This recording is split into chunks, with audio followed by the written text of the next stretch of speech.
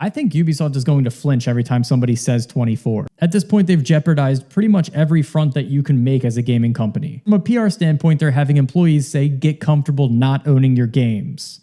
That's not how you sell Ubisoft Plus. I promise you we will not receive that well. So the quality of their games have been absolutely declining. Their relationships with their customers is slowly diminishing as they put terrible business models in front of us, almost forcing us to use their Ubisoft Plus account. By the way, how smug can you possibly be to think that we would pay $18 to $20 a month to play only Ubisoft games? Do you really think the quality of your games is that good? When the best two games that you have in the next 2 years are Star Wars Outlaws and a game that everybody's kind of on their toes about. And that's on top of the fact that you have like the FOMO business ethic of a $70 game that you clearly removed things out of to upcharge for $130, such as missions and character skins and cosmetics that should just be attainable in the game by completing quests anyway. I say this to preface the fact that I'm almost certain that Ubisoft is on like a self-inflicting crusade. The calendar flipped, it's a new month. How can they further ignite the dumpster fire that's 2024 for Ubisoft? By getting sued by their own fans and player base. That's how. And I genuinely want feedback from like a larger scale question that I'm going to bring to you guys a little bit further in the video. So Ubisoft was essentially kind of haunted by the past. And as I just described, it happened essentially at the worst possible time. Ubisoft created a game called The Crew. Everybody remembers this driving game, kind of like Need for Speed looking online style. Just a driving game, really. Now this game is dependent on Ubisoft servers. You cannot play this game single player, solo, offline, any of that. You need their servers for this game to function. The game is rendered useless even if you have a physical copy, right? This is a $70 premium title that 10 million people purchased. Apparently they had enough and said that the infrastructure of The Crew is just dated and they're going to let it go. Probably because they didn't want to continue to pay for the infrastructure that only like 300 or 700 people were playing. It's a very old game. Now, this leads me to my question to you. If you're the chairman or the president or anybody in a leadership position in Ubisoft at the current moment, what would you do? The past has come to haunt you in the worst possible time. The PR, the morale, everything in the office is absolutely down. You might have to sell the stock of the company. It's pretty grim. So now you're in a dilemma. This year you've already taken fire because somebody said get comfortable not owning the games that you buy from Ubisoft. You basically walked into your own trap card.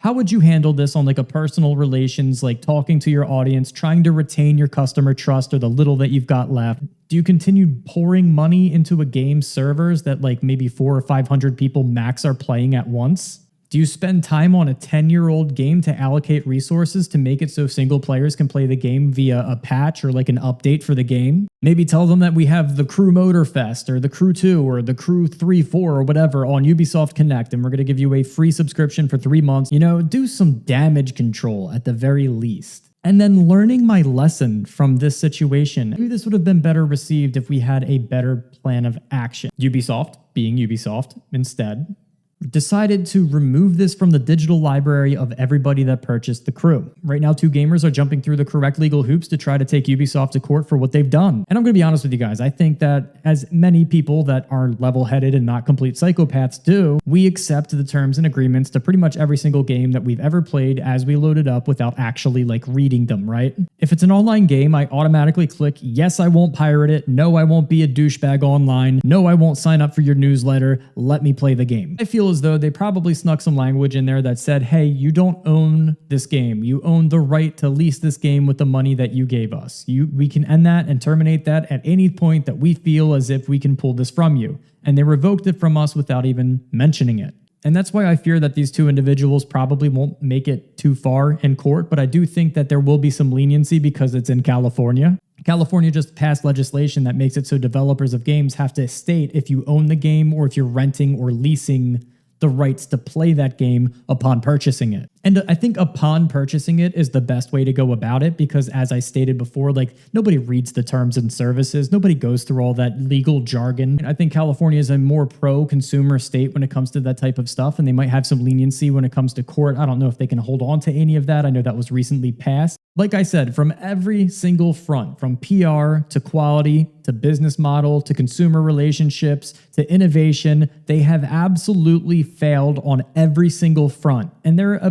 They're a very big AAA company with multiple projects and a lot of talent in there. And I almost feel bad for the developers that have to go, oh, cool, I'm working on Assassin's Creed, and I know that nobody's going to really receive this game for what it is because like I've put time and effort into a lot of the structural art or the lighting design, some of the character design, maybe the weapon design. Maybe I've added a new feature into the game that nobody's going to appreciate because there's a lot of overlying issues with the company, and there's a lot of controversy surrounding the up-and-coming game. That sucks. It's almost like having loud and embarrassing parents, like every sporting event that you go to. So even if you hit a three-pointer, nobody's going to remember that. They just remember your drunk dad throwing beer cans at the opposite away team.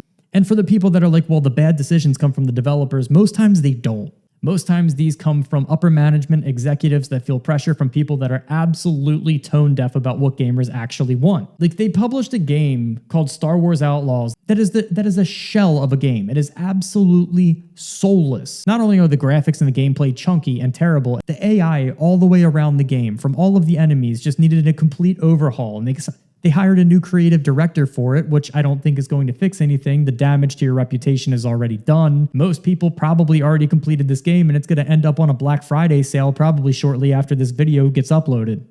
There's no shot that somebody played that game and saw the stormtroopers shooting at seagulls every time that you interact with them and thought, oh, passable, check. There's executives that create unrealistic deadlines and have unrealistic expectations and absolute tone-deaf suggestions that I think ultimately affect the game. And the people on the floor that just want to do what's right for the game probably don't have much of a voice, and I feel bad for them. And I think if they do somehow manage, in the very unlikely event to get sued by these two individuals, they kind of deserve it. In my Joey Swole voice, do better.